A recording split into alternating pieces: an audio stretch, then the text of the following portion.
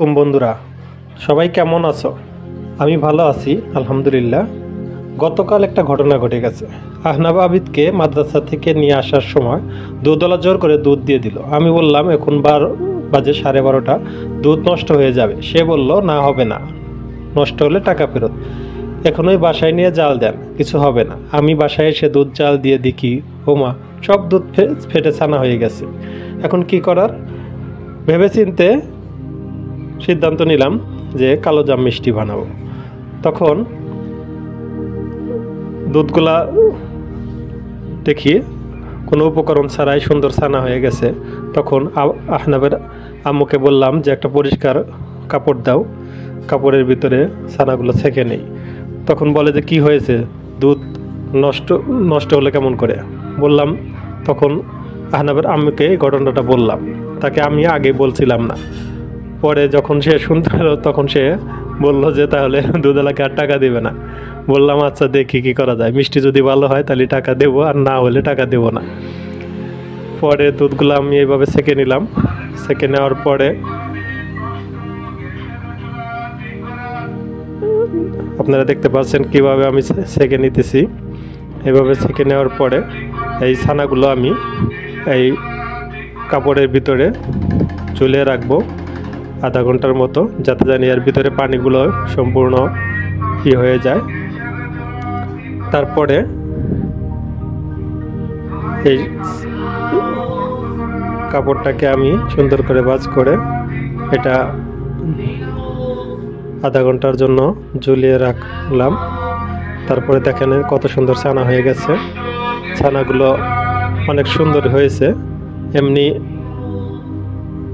কোনো উপকরণ দিয়ে যেরকম ছানা তৈরি করলে ছানা হয় সেরকম ছানা হয়েছে, যার কারণে আমার মিষ্টিগুলোও অনেক সুন্দর হয়েছিল।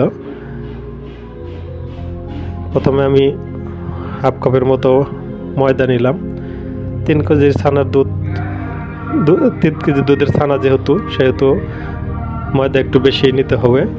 তারপরে আমি সামান্য এলাচের ভিতরকার বিচি গুঁড়ো করে নিচ্ছি। তারপর দিয়ে দিচ্ছি 1 টেবিল চামচ বেকিং পাউডার। এর সাথে অ্যাড করব একটু ঘি। ঘিগুলো ফ্রিজে থাকার কারণে শক্ত হয়ে আছে। এর ভিতরে আমি 2 থেকে 3 টেবিল চামচ সয়াবিন তেল ইউজ করব। তারপরে উপকরণগুলো আমি ভালো করে মেখে নেব, যাতে জানি সুন্দরভাবে উপকরণগুলোর সাথে মিক্স হয়ে যায়। মেখে নেওয়ার পরে এর ভিতরে দিয়ে দিব একটা ডিম। ডিমটার সাথে আবার ভালো করে মিক্স করে নেব। তারপরে দিয়ে দিলাম আমি 3 থেকে 4 টেবিল চামচ চিনি অ্যাড করার পরে আবার ভালোভাবে এই উপকরণগুলোকে আমি মিক্স করে নেব। উপকরণগুলো মিক্স করে নেওয়ার পরে আমি যে ছানাটা করে রেখেছিলাম, মুথে রেখেছিলাম, সেই ছানার সাথে এর আরেকটা উপকরণ দিতে ভুলে গিয়েছিলাম। গুঁড়ো দুধ দেওয়া হয়েছিল না, পরে আমি আবার গুঁড়ো দুধ দিলাম 3 থেকে 4 টেবিল চামচ গুঁড়ো দুধ। আর এগুলো আবার ভালো করে মিক্স করে নিলাম। মিক্স করে নেওয়ার পরে আমি এখন ছানার সাথে এটা উপকরণগুলোকে ভালোভাবে মিক্স করে নেব। ভালোভাবে মিক্স করে নিয়ে এটা উপকরণগুলোকে সুন্দরভাবে মিক্স করতে হবে। দেখেন মিক্স করার পরে আমি এই ডোটাকে আধা ঘন্টার জন্য আমি একটা পাত্র দিয়ে ঢেকে রেখে দেব।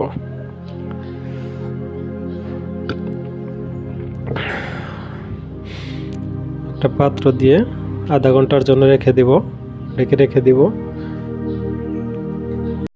আমরা একটা পাত্রে 3 কাপের মতো চিনি নিয়েছি। 3 কাপের মতো চিনি নিয়ে নেব।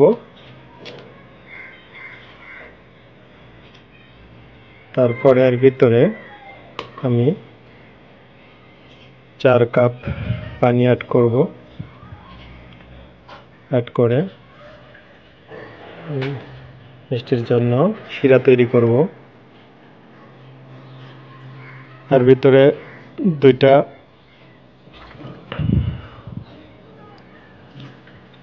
সাদা এলাচ অ্যাড করব।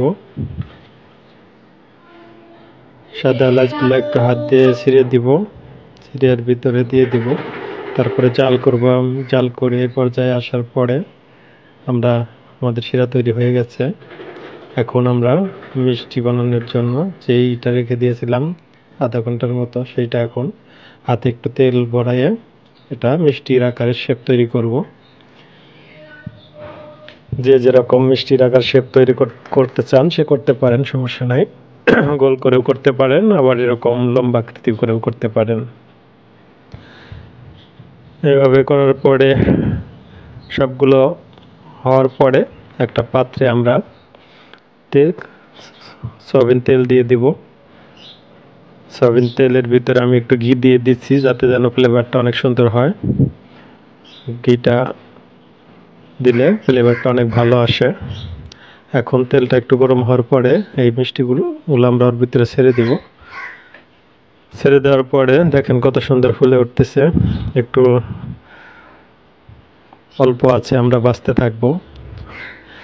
চামচ দিয়ে একটু পরে পরে নেড়ে দিবেন, উল্টো পাল্টা করে নেড়ে দিলে মিষ্টির গায়ের রঙগুলো অনেক সুন্দর হবে, কালারগুলো অনেক সুন্দর হবে। এরকম ব্রাউন কালার হইলে আমরা এগুলো তৈরি করা শিরের ভিতরে দিয়ে দিব। এভাবে আমরা যতগুলা, আমি 3 কেজি দুধে অনেকগুলো ছানা হয়েছিল, যার কারণে আমার মিষ্টি হয়েছে অনেকগুলো। এগুলো আমরা পর্যায়ক্রমে বেজে নিব। এভাবে বেজে সবগুলো মিষ্টি শিরার ভিতরে দিয়ে দিব। মিষ্টি শিরের ভিতরে দেওয়ার পরে সবগুলো দেওয়ার পরে এগুলো আমরা চেষ্টা করব আমরা মিষ্টিগুলো যেন সম্পূর্ণ ডুবো শিরের ভিতরে থাকে। এভাবে আমরা একটা ঢাকনা দিয়ে হাই হিটে 10 মিনিটের মতো জাল দিব। 10 মিনিট জাল দেওয়ার পরে দেখবেন মিষ্টিগুলো অনেক সুন্দর ফুলে উঠবে, মিষ্টিগুলো অনেক সফট হবে। তারপরে ঢেকে দেওয়ার পরে দেখেন কত সুন্দর মিষ্টি হয়েছে, অনেক সুন্দর মিষ্টি। আমার ভিডিওটা ভালো লাগলে অবশ্যই কমেন্ট করে জানাবেন।